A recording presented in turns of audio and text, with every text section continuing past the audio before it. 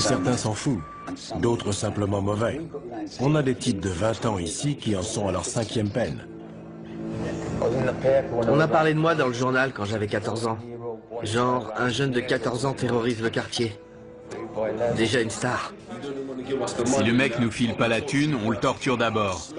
Genre un coup de marteau dans la tête ou on lui brûle les orteils au chalumeau. Après, s'il a vu notre visage, on est obligé de le tuer. Ils n'ont pas bien conscience des règles. On leur dit non et ils se retournent en disant « je vais t'éclater ». Vous allez faire quoi? Vous allez faire quoi? Tout peut arriver. On peut être là en train de parler à un détenu et la seconde d'après, il y en a un qui se prend une queue de billard dans la tête. Hein? Vous allez faire quoi? Bienvenue en enfer. Mettez-le à terre! La prison d'Aylesbury, dans le Buckinghamshire, abrite les criminels parmi les plus dangereux de Grande-Bretagne. Ouf ça. On y croise des meurtriers, des violeurs, des malfrats et des pédophiles. Le plus effrayant, c'est que les plus âgés d'entre eux ont tout juste 21 ans. Un détenu sur 5 purge ici une peine à perpétuité ou d'une durée indéterminée pour protéger la société compte tenu de la gravité de leurs crimes.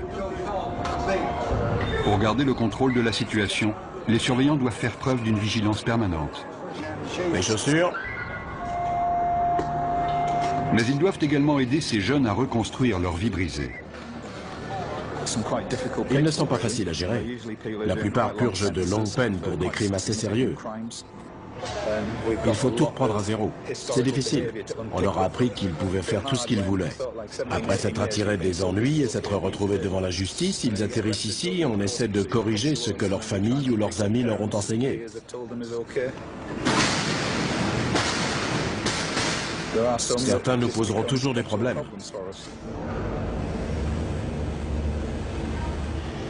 Aylesbury est un établissement redouté au sein de la population carcérale.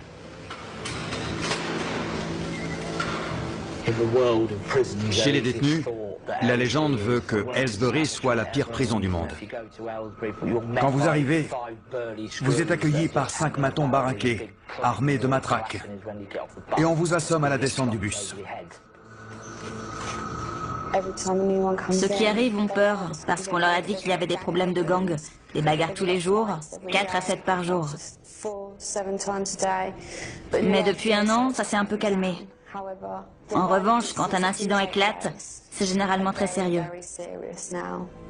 Ils utilisent des armes, des queues de billard, des armes artisanales, dans la gorge, dans la poitrine, sur le front. Il n'y a pas de règle. Et c'est rarement 1 contre 1. C'est plutôt 6 contre 1. Si le personnel n'intervenait pas, il pourrait y avoir des morts. Caspian Hogg est le dernier arrivé. Il a 18 ans.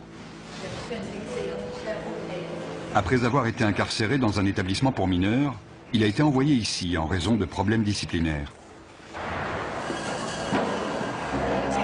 Asseyez-vous ici. Combien de fois avez-vous été incarcéré? 4 ou 5 fois. Ok. Quelle peine cette fois? 4 ans. 4 ans, d'accord. Avez-vous déjà pris de la drogue, de l'alcool ou autre produit assimilé? Ouais. Ok. Quoi précisément? Juste de la coke, du cannabis. Juste de la coke? Ouais. D'accord. Vous serez suivi par mademoiselle Morgan. Il y a des gangs dans votre quartier? Ouais. Vous faites partie de quel gang? Stratford Longside. D'accord. Vous avez des gangs rivaux? Ouais, les Farafil d'FMD. FMD? Ouais. Qu'est-ce qui vous oppose? C'est juste un gang rival avec qui on se frite en prison. En prison? Ouais, en prison. Donc c'est un gang de prison? Ouais. On est coincé toute la journée dans une cellule. On n'a rien à faire. Donc quand une baston éclate, c'est génial. Ça fait de l'animation. Ça fait passer la journée plus vite quand il se passe un truc. Dans le feu de l'action, on se bat pour survivre. Tu les défonces, ou alors c'est toi qui te fais défoncer. Moi, je me lâche. Si t'y restes, t'y restes. C'est comme ça.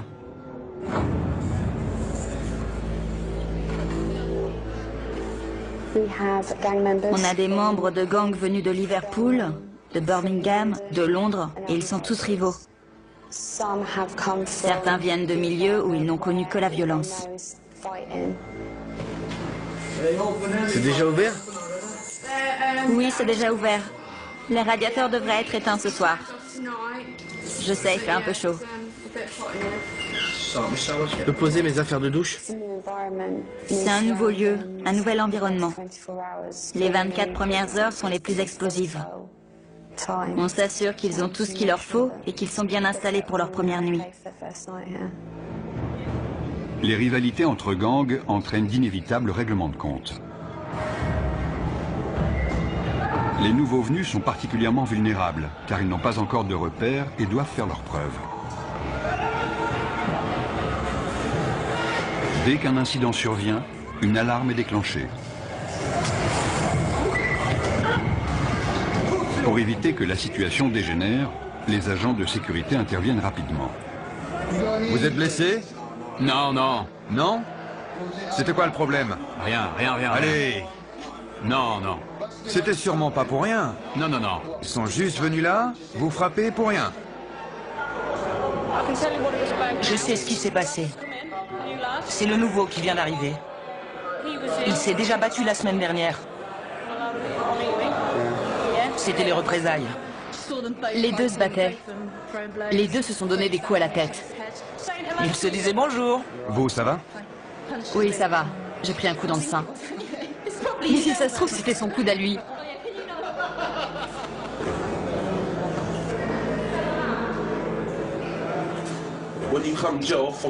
Quand on vient de la rue et qu'on arrive en prison, c'est encore plus violent que dans la rue, parce que tous les mecs de la rue sont réunis au même endroit. C'est pire.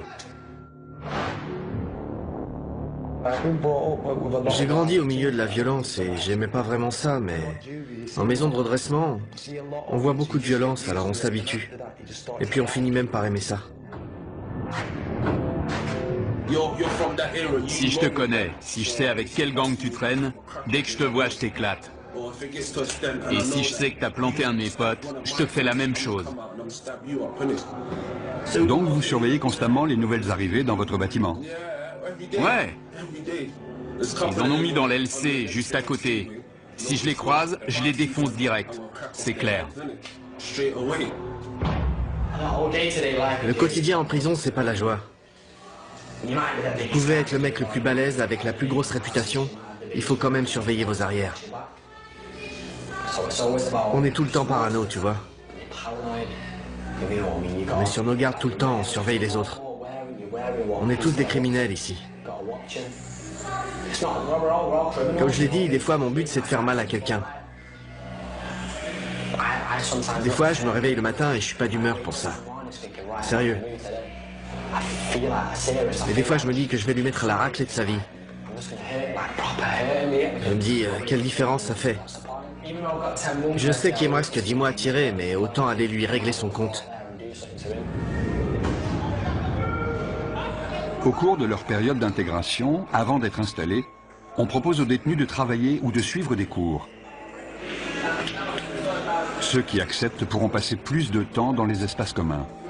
Il n'y a que 3 surveillants à cet étage et jusqu'à 50 détenus peuvent sortir de leur cellule. C'est le moment dangereux de la journée. Il faut rester très vigilant. On peut avoir tendance à se relâcher parce que 90% d'entre eux sont très corrects. Mais il faut se méfier, c'est notre boulot. La situation peut dégénérer à tout moment.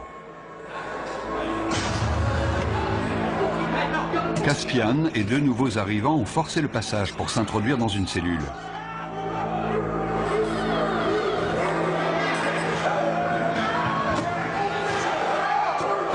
Ils sont armés, ils sont 4.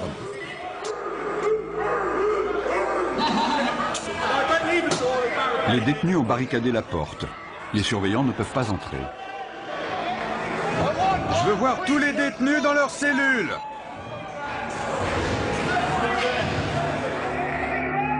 Le directeur de la prison est informé que 3 nouveaux arrivants ont pris un détenu en otage dans l'aile C. Apparemment, il y aurait 4 détenus dans la cellule. Dont un otage. Ils sont 4, dont un otage. On va envoyer des négociateurs devant la porte pour tenter d'établir un dialogue et on avisera. Ma vie est en jeu. C'est pour ça qu'on doit menacer la sienne. D'accord, on va transmettre ce message au directeur. Vous comprenez? On est en danger de mort. On est forcé de faire ça. Je comprends. 3 d'entre eux viennent d'autres prisons. Ils avaient prévu leur coup.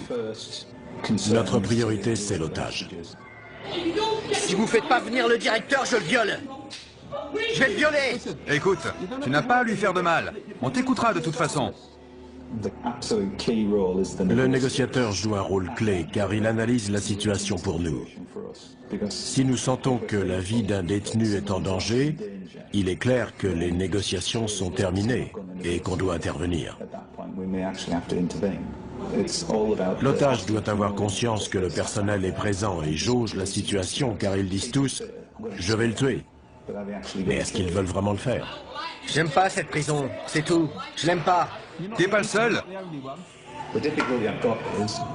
Mon problème, c'est que j'ai beaucoup de prisonniers qui ne sont pas heureux d'être ici. Si on commence à parler de transfert maintenant, j'aurai une autre prise d'otage dès cet après-midi, car certains vont se dire « Oh, il suffit de prendre un type en otage pour se faire transférer. » Je vais lui trancher le cou et le vider de son sang.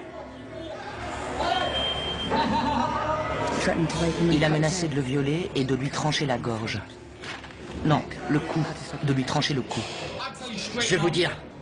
Écoutez-moi. Vous me prenez pas au sérieux? Si, croyez-moi, nous prenons ça très au sérieux. Une cellule de crise a été mise en place par le directeur de la prison pour gérer l'incident.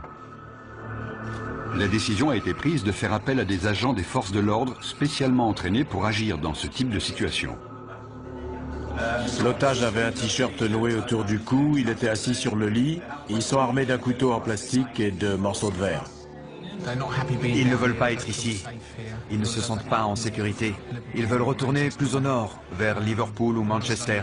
Il y en a un qui est arrivé hier, un autre il y a 9 jours. Ils viennent tous du même coin. Ils se sentent menacés par les gars de Londres. Et ils en ont assez. L'équipe d'intervention de la prison se prépare à intervenir au cas où la situation dégénérerait. La prise d'otage dure depuis 2 heures.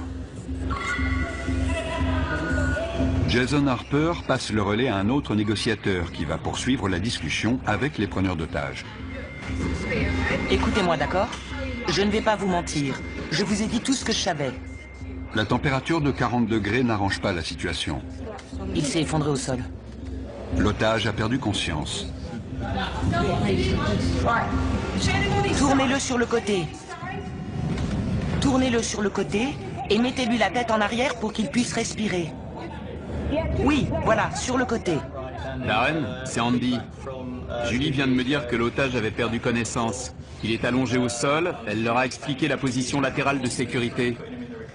Le directeur est mis au courant de la situation. Il ordonne le déploiement de son équipe d'intervention pour porter secours à la victime. Vous m'avez dit que vous vouliez sortir. J'attends qu'on me dise comment ça va se passer. Ensuite, la situation va se débloquer. Au bout de 3 heures, les preneurs d'otages acceptent de se rendre calmement. Où il est? Je veux le voir. L'otage, il sort en premier? Non, il sort en dernier. Comment tu t'appelles? Caspian. Les mains sur la tête. Sors calmement, par ici. Caspian Hogg, l'initiateur de cette prise d'otage, est conduit vers le quartier disciplinaire.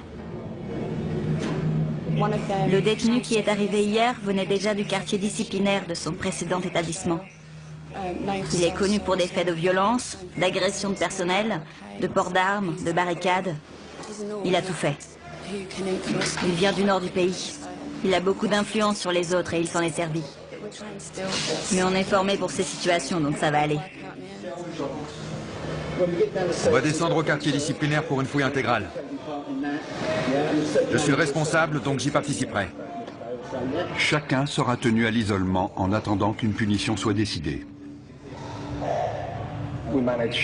Nous sommes responsables des détenus les plus problématiques de l'établissement. S'ils enfreignent les règles ou s'ils présentent un risque pour les autres ou pour l'établissement, ils sont envoyés au quartier disciplinaire pour une période donnée. Notre priorité, c'est de calmer les prisonniers énervés et de leur faire entendre raison. Il faut aussi qu'on soit attentif à tout comportement potentiellement violent. Hé, Caspid! T'as réussi? J'y suis presque, mon pote! Presque! Beaucoup m'ont dit qu'ils avaient essayé de travailler et d'être de bons citoyens, et qu'ils avaient trouvé ça trop difficile. Mais ils sont très jeunes, vous savez. Les détenus seront punis pour les dommages qu'ils sont en train de commettre. Je suis resté trop sage. J'étais stressé. Il me fallait un truc à faire. J'ai saisi ma chance. En plus, j'étais pas tout seul. Le gamin qu'on a pris en otage, c'est le seul de toute l'aile que j'aime pas. Alors je me suis dit que j'allais me le faire. Mais on lui a pas fait mal, on lui a rien fait. Ils m'ont frappé au visage et dans les côtes, en me traînant avec eux. Ensuite, l'un d'eux m'a attrapé par derrière et m'a fait asseoir sur le lit. Il me tenait comme s'il voulait me briser la nuque. Les deux autres frappaient la porte avec des boules de billard dans des chaussettes. Ils ont cassé ma télé et ils m'ont mis des bouts de verre sous la gorge. Ils ont dit qu'ils allaient me la trancher. Ensuite, ils m'ont dit de me déshabiller complètement et ils ont dit qu'ils allaient me violer. Qu'est-ce qui s'est passé? Rien, rien. Ils disent qu'on a pris un mec en otage et qu'on l'a agressé dans sa propre cellule. Ils ont appelé la police et on est à l'isolement pour l'instant. Vous dites que vous ne l'avez pas pris en otage? Non, on a juste barricadé la porte, c'est tout. J'ai toutes ces pensées qui ont défilé dans ma tête. Je ne savais pas si j'allais en sortir vivant. Je connaissais pas ces mecs. C'était le truc le plus flippant de ma vie. Pourquoi vous avez fait ça? Franchement, j'ai pas eu de visite depuis 6 mois, depuis qu'ils m'ont mis ici. J'essaie de retourner dans le Nord. Il n'y a que des mecs de Londres ici, je veux retourner chez moi. C'est pas ma prison, je veux être dans une prison de chez moi. Je suis tombé dans les pommes. Je me souviens juste qu'ils étaient en panique. Ils croyaient qu'ils m'avaient tué. Si on continue les conneries, si on agresse les surveillants, ils nous transféreront. Ça va, Liam?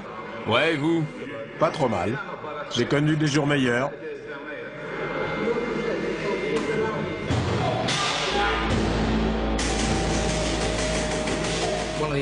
Un des détenus a inondé sa cellule. Il est armé. Il a cassé le manche de son balai. On lui a demandé de nous le remettre. On va le déplacer dans une cellule où il n'y a pas d'eau. C'est trop court. Il doit lui en rester. Le détenu a jeté les morceaux de manche à balai dont il se servait comme arme. C'est trop court. Pourquoi vous avez gardé ce morceau, hein? Je vous avais dit de tout jeter. Reste sur le côté. Déverrouille la porte et je la pousserai. Reculez vers nous. Doucement.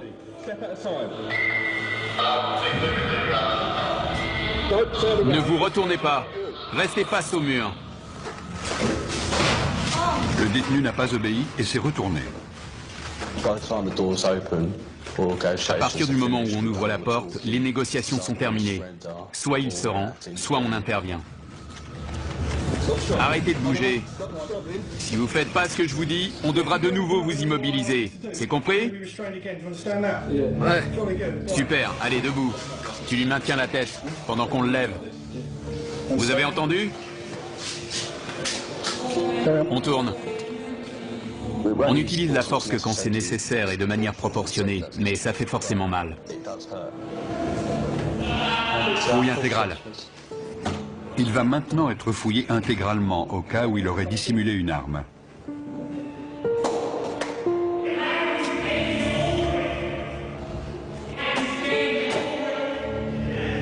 Retournez-vous. Bande d'enflures. Vous avez des réclamations à faire sur la façon dont on vous a traité? Non, non, ça va. Non? D'accord. Je vais vous demander de réfléchir aux conséquences de vos actes. Ce n'est pas la bonne méthode pour obtenir un transfert. Maintenant, je veux que vous alliez vous coucher. Clé. Nous devons les garder dans le quartier disciplinaire pendant un certain temps. Sinon, les autres vont se dire qu'ils peuvent prendre des otages quand ils veulent pour obtenir un transfert. Des détenus de confiance nettoient les dégâts causés par les preneurs d'otages. J'ai choisi la voie la plus facile. J'essaye de rendre cette peine la moins désagréable possible. On a le choix. Si tu fais le con, tu te retrouves à l'isolement tout seul sans télé, ça craint. Les détenus exemplaires participent au fonctionnement de la prison, ce qui leur permet de passer plus de temps en dehors de leur cellule. Josh est responsable de la lessive dans le quartier disciplinaire. Ça pue. Dans le quartier disciplinaire, Caspian se plaint d'entendre des voix dans sa tête et demande une aide psychologique.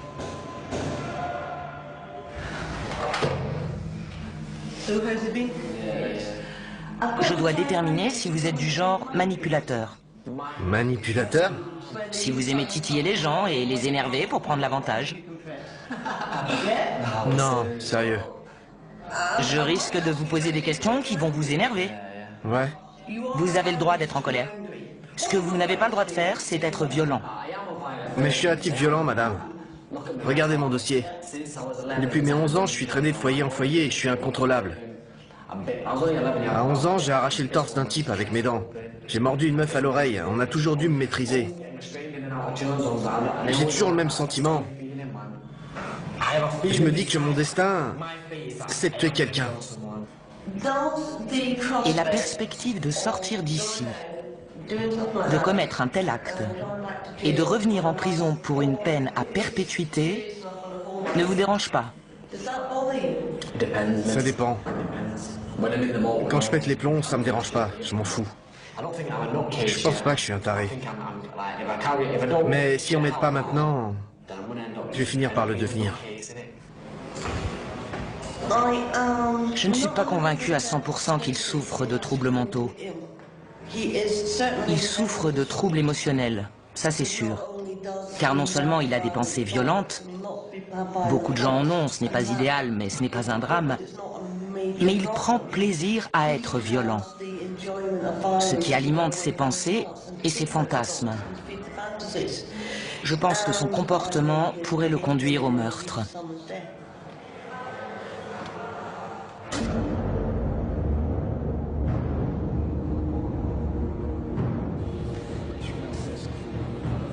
Liam Brennan, l'un des 3 preneurs d'otages présumés, a demandé un rendez-vous avec son avocat pour préparer sa défense. Vous voulez juste le choper dans sa cellule et fermer la porte.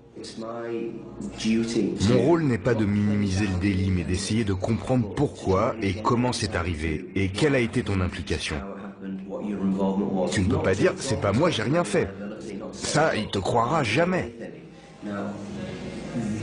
Écoute, différentes peines sont envisageables. J'espère que le juge optera pour des jours supplémentaires. J'ai pas le droit à l'erreur. J'avais pas parlé à ma femme et à mon gosse depuis 1 an.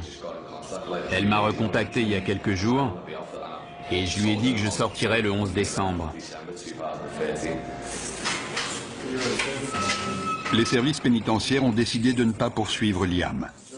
Il se retrouve donc en commission de discipline. Asseyez-vous, monsieur Brennan. Je suis juge, je n'ai aucun lien avec cet établissement, vous comprenez? Oui. Vous êtes représenté par monsieur Ahmad, c'est exact? Oui, monsieur le juge. Pouvez-vous vous identifier, s'il vous plaît? Jason Harper. Vous serez le témoin de cette affaire? Oui. Il est dit que le 29 mai, vous avez retenu une personne contre son gré. Coupable ou non coupable? Non coupable. Monsieur Ahmad? Qu'avez-vous vu monsieur Brennan faire exactement?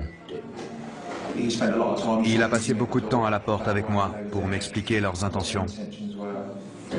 Je ne veux pas parler à votre place, mais si je comprends bien, il n'a pas menacé ni brutalisé d'une quelconque façon la victime. C'est exact. Lorsque vous étiez dans la cellule, avez-vous exprimé clairement votre désir de coopérer avec... Vous orientez l'accusé. Oui, monsieur le juge. Ne le faites plus. Vous connaissez la loi et la notion de complicité. C'est comme le chauffeur du véhicule qui attend les braqueurs de banque.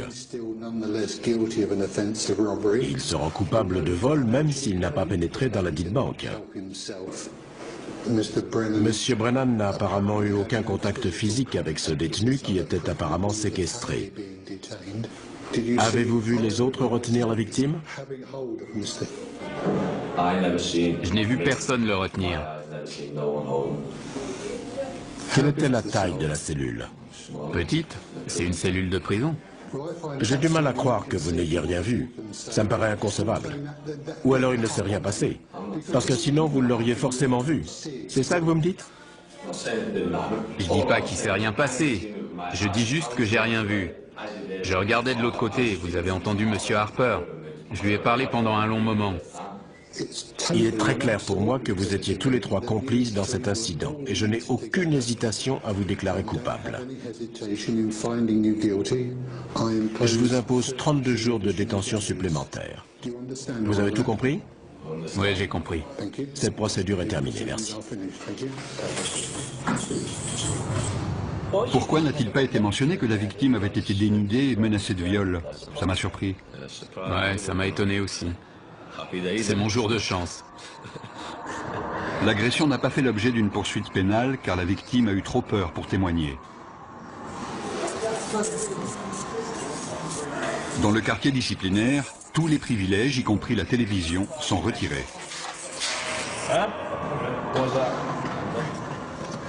Brennan refuse de retourner dans sa cellule, à moins qu'on lui apporte une télévision pour qu'il puisse suivre le match de foot Angleterre-Ukraine.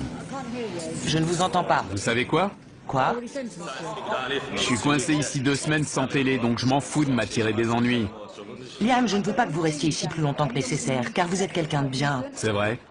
Je peux vous proposer des activités, de la peinture, ou alors vous pouvez demander des cours. Moi? Demander des cours? J'ai pas suivi de cours depuis mes 11 ans, demander des cours? J'ai pas envie de me pendre. Michel Morris parvient enfin à convaincre Brennan de rejoindre sa cellule. Pour sa participation à la prise d'otage, Caspian est condamné à 38 jours de détention supplémentaire. Caspian, c'est votre dernière chance d'obtempérer. J'ai dit non. Les surveillants tentent de le raisonner, mais il refuse de retourner dans sa cellule. Il sera envoyé dans le quartier disciplinaire jusqu'à ce que le directeur estime qu'il est capable de rejoindre les autres détenus. Caspian, si tu ne suis pas nos instructions, on t'immobilisera de nouveau. D'accord? Personne n'est au-dessus du système. Il y a des règles, des procédures, des lois à suivre, que vous soyez un détenu ou un surveillant. Personne n'est au-dessus de ça. Debout, debout. Caspian, par ici.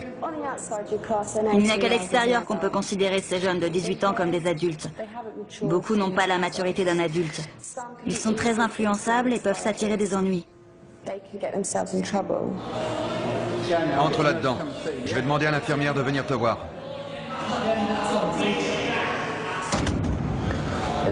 S'ils me remettent avec les autres, je vais vous dire la vérité. Je vais faire mal à quelqu'un. Sérieux, je déconne pas. S'ils me remettent là-bas, je vais choper un de ces connards et je vais le défoncer comme il faut. Je suis sérieux. J'ai l'impression d'avoir une double personnalité. Tout m'énerve, tout le monde m'énerve.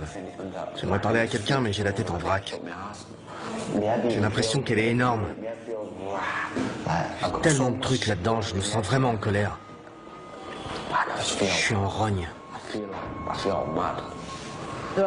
Il y a certains détenus que je n'aimerais pas voir libérés avant très longtemps. Parfois, on travaille avec eux simplement pour les aider à gérer le fait qu'ils sont en prison. Mais je n'ai jamais rencontré de détenu que je ne pensais pas pouvoir aider à répondre à son environnement de façon plus positive.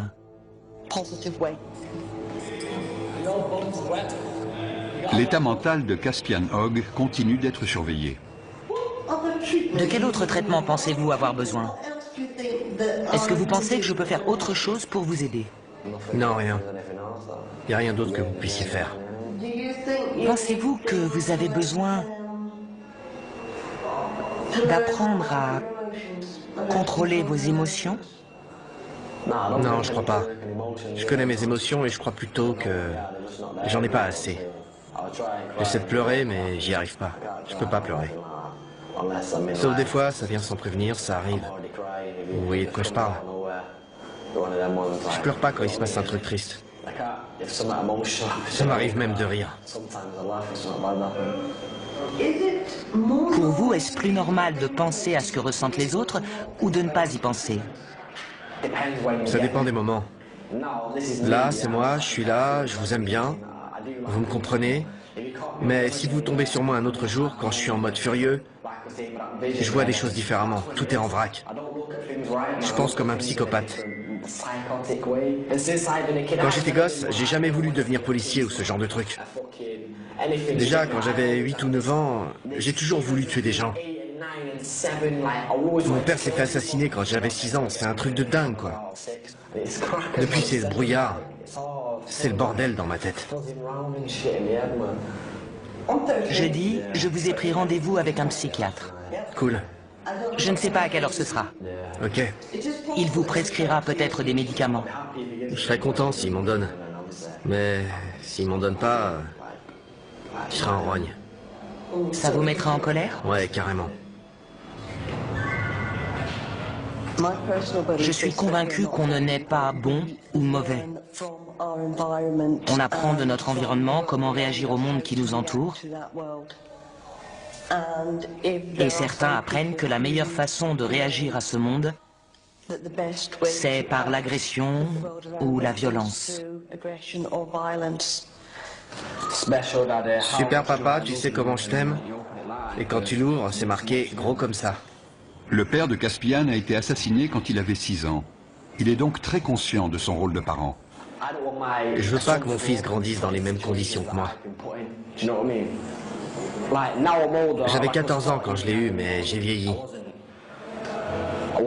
À l'époque, j'avais pas toute ma tête. Je faisais que fumer de l'herbe, voler, j'étais débile. J'étais un gamin, donc je faisais des trucs de gamin. Maintenant, j'ai mûri. Il faut que je prenne mes responsabilités pour mon fils. Je veux qu'il aille à l'école pour qu'il soit intelligent. Je veux pas qu'il finisse comme moi dans la rue ou en prison. Qu'il soit obligé de commettre des crimes. Je vais être là pour lui, qu'il puisse me parler ou me demander de l'argent quand il en a besoin. Je vais être un père pour lui, c'est tout. Il faut que je sois un bon père. C'est con de jamais le voir, c'est vrai. C'est horrible. Il faut tenir le coup et pas lâcher l'affaire. Je peux lui parler de temps en temps, c'est déjà ça. Devon avait 15 ans quand son fils est né. À l'époque, je voulais pas de gosse, tu vois. Mais c'est arrivé comme ça. Elle m'en parlait tout le temps. Et alors je me suis dit, pourquoi pas? Quelqu'un va peut-être te régler ton compte demain. Tu sais pas où tu vas finir, alors autant pas perdre de temps. Vous avez vraiment pensé à la mort à ce moment-là? Ouais, évidemment. Dans mon quartier, il y a beaucoup de violence. Des gens meurent tout le temps. On n'est jamais à l'abri, ils peuvent vous dégommer quand vous traversez la rue. Pour certains détenus, le téléphone est le seul moyen de rester en contact avec leur famille. Ouais, tu me manques, bonhomme. Non, tu peux pas venir me voir. Papa est occupé. Papa nourrit des animaux. Je sais pas comment ça se met. Je veux pas que ça lui tombe dessus. Dans la chapelle de la prison, Josh se prépare pour la fête des pères. Exceptionnellement, les détenus exemplaires sont autorisés à passer du temps avec leurs enfants. Je peux jouer avec lui? On peut se rouler tous les deux par terre, je peux lui courir après. Une fois, il voulait que je vienne l'attraper, mais je pouvais pas aller plus loin. Je suis heureux de pouvoir passer 5 heures avec lui au milieu des rires et des pleurs. J'ai envie de l'attraper et de lui faire des câlins. Tu peux ouvrir la bouche? Bravo. Ça me plaît pas de le voir se faire fouiller, mais je préfère avoir cette relation avec lui. J'ai de bonnes raisons de changer. J'ai un gosse et une fiancée, une famille qui a besoin de moi. Pour être honnête, si j'avais pas ma famille, je me serais sûrement pas comporté aussi bien. Viens là, mon grand. Ils ont besoin de moi. Ils comptent sur moi pour sortir d'ici. Où elle est, ta cape? Tu fais ton timide? Si je me comporte bien, je retrouverai ma famille. C'est simple. Si je joue le jeu, je gagne tout. Sinon, je perds. Comment ça va, ma belle? Oh, arrête.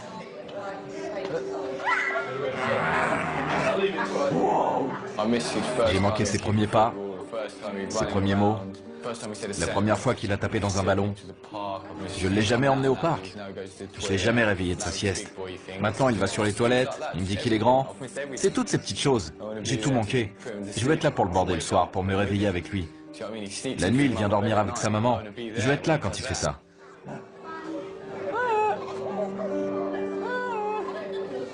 Messieurs, dames, s'il vous plaît, vous pouvez vous dire au revoir? Tout va bien. Quand j'ai su que j'allais en prison, je pensais qu'elle allait m'oublier. J'avais 18 ans. Et on était ensemble depuis 2 ans et demi. C'est un vrai test pour des adolescents, de rester fidèles et loyaux. Quand on est en prison, on ne pense qu'à ça. Il faut pouvoir compter sur quelqu'un de confiance pour traverser ça. Sinon, on craque. Je pourrais être là toutes les nuits à imaginer qu'elle me trompe. À plus. Je t'aime.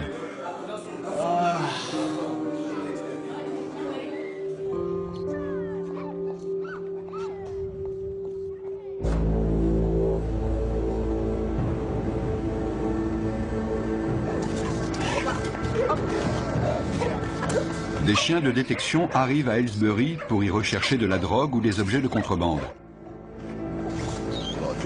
Il y a beaucoup de dealers en prison, et ça ne risque pas de s'arrêter. Il y a de l'argent à se faire. Les téléphones portables sont aussi un problème sérieux. C'est pour ça que les chiens sont capables de les trouver. Ils peuvent être utilisés pour planifier des évasions ou tout autre type d'événement. On fouille des cellules tous les jours. Et tous les jours, on trouve des choses. Sortez de votre cellule. Quand ils voient les chiens, certains se précipitent pour cacher leur matériel.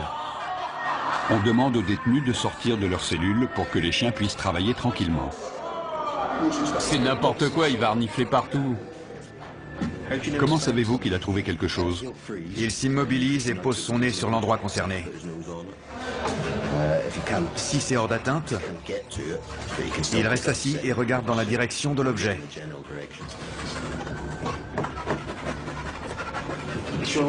Il a l'air très intéressé par la fenêtre.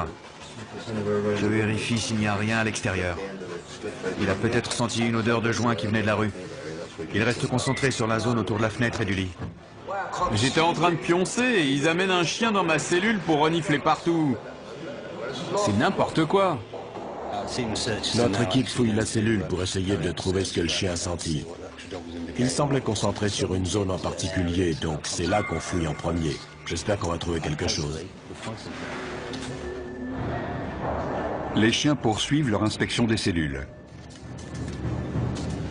Ça sent dès qu'on ouvre. Il a fumé dans sa cellule, c'est sûr. Le chien va nous dire si la drogue est encore là. Oui, ça sent. Il y a de la drogue et des téléphones partout dans la prison. Avant, tout le monde planquait ça dans le meuble de l'évier en retirant les vis avec un coupon ou un truc dans le genre.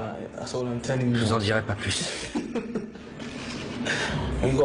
Avec un téléphone, on peut appeler qui on veut, envoyer des textos, parler à sa chérie le soir, vous voyez ce que je veux dire.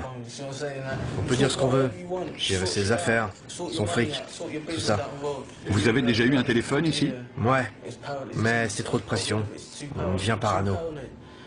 Ils finiront toujours par le trouver. La première fois, on est là, ouais, ils le trouveront jamais.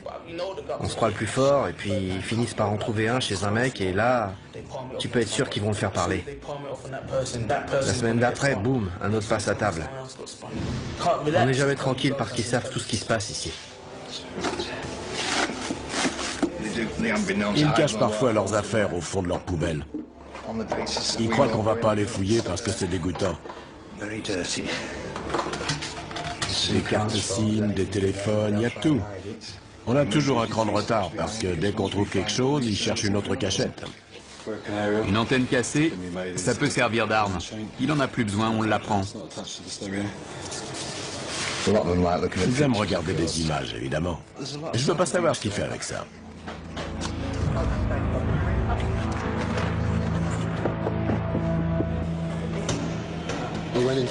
Dans une cellule, on a trouvé un téléphone avec un chargeur. Donc, nos équipes vont l'inspecter une deuxième fois. On a trouvé des petites choses, mais le plus important, c'est de montrer qu'on est vigilant et qu'on peut lancer ce genre d'opération quand ça nous chante. C'est intéressant d'observer leurs réactions. Certains détenus n'étaient clairement pas rassurés à l'idée qu'un chien allait inspecter leur cellule. 5 semaines après avoir pris en otage un codétenu, Liam Brenham retrouve son ancienne cellule. Mate mes affaires, elles sont trempées. C'est pas grave, il y a tout, non? C'est une photo de mon fils, ça. C'est pas normal, non? Qu'est-ce qui se passe? C'est quoi le problème? C'est lui le problème. Si ça te pose un problème que j'ai pris l'autre en otage, je suis là, je t'attends. Sinon, casse-toi. Liam. Vous trouvez ça normal? La photo est trempée, mes chaussettes aussi. Et il me dit que c'est pas grave. Arrêtez de crier, d'accord? N'empirez pas la situation. La cellule a dû être fouillée. C'est ça la fouille. Sérieux. C'était collé à la base. Écoutez, le lendemain, on a mis un cadenas sur votre porte. Vous l'avez vu? On n'a pas ouvert cette cellule depuis 5 semaines. Et alors, c'est ma faute peut-être? Je n'étais pas là. Je ne sais pas comment ça s'est passé. Mais est-ce que ça vaut vraiment le coup de vous attirer encore des ennuis? Non. Vous ne croyez pas? Non, mais ça m'énerve qu'ils me disent ça. Oui, mais vous venez juste de revenir. Le mieux, c'est de faire profil bas. Tout ce que les surveillants de cette aile savent de vous, c'est que vous avez pris un codétenu en otage et que vous avez causé des problèmes pendant votre isolement. C'est la seule image qu'ils ont de vous, vous comprenez? Vous en avez conscience? Ouais. Ils n'arrêtent pas de dire que les surveillants leur manquent de respect. Mais ce sont eux qui sont grossiers avec nous, qui nous manquent de respect et qui voudraient qu'on prenne des pincettes avec eux. Comme s'ils étaient des gosses à qui on devait apprendre les règles de la prison. Ils ont entre 18 et 20 ans, ils sont censés être adultes et savoir rester respectueux. Un bon comportement peut permettre aux détenus d'être transférés plus près de leur domicile. Quand j'ai Tasha au téléphone, j'entends les mouettes derrière elle. Quand je serai transféré, elle sera tout près de moi. On partagera le même ciel, on sera au même endroit, on entendra les mêmes choses. C'est comme si je rentrais déjà chez moi. Josh va purger le reste de sa peine à proximité des siens. Soucieux de contrôler ses pulsions violentes et de rentrer chez lui, Caspian a accepté de prendre des antipsychotiques. Ça calme ce qui se passe dans ma tête. Et ça marche? Ouais, dans un sens. Mais c'est pas génial. Je me réveille le matin, il y a des taches de baffe sur le drap. J'ai même pas d'oreiller, j'ai carrément oublié. Est-ce que vous vous sentez mieux? Est-ce que ça a calmé vos pensées? Ouais, les pensées ont disparu, mais le problème, c'est l'état dans lequel ça vous met. J'aime bien être un peu défoncé, mais là, j'ai l'impression d'être un zombie, tu vois. Genre, un taré sous médoc. Le mec complètement à la masse. C'est pas bon, ça. Les fantasmes, les pensées violentes, Les désirs de meurtre et de notoriété liés à ces meurtres ont grandement diminué. Il a même expliqué qu'il avait parfois la tête vide. J'aimerais maintenant travailler avec lui pour qu'il essaie de comprendre ce qui se passait dans sa tête et qu'il sache où demander de l'aide si ses pensées venaient à ressurgir.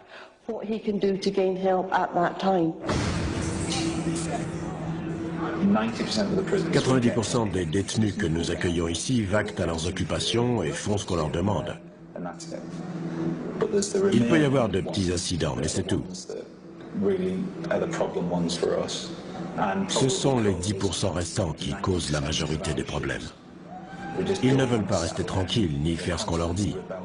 Ils se rebellent constamment. Ils essaient de créer le désordre pour saper notre travail.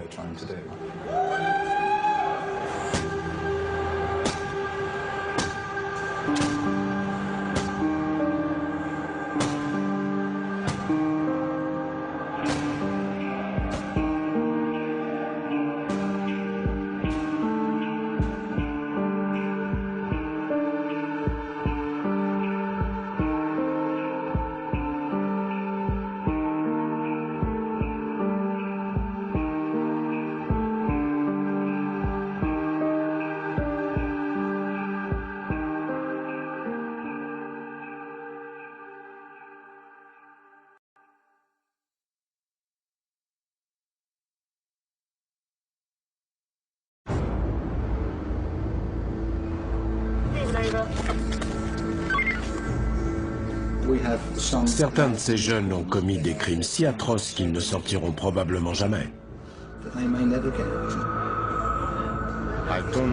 Je suis en prison depuis 10 mois. Il me reste 27 ans et 2 mois à tirer. Il n'y a plus grand-chose qui me choque. Dès qu'on leur dit non, ils piquent une crise.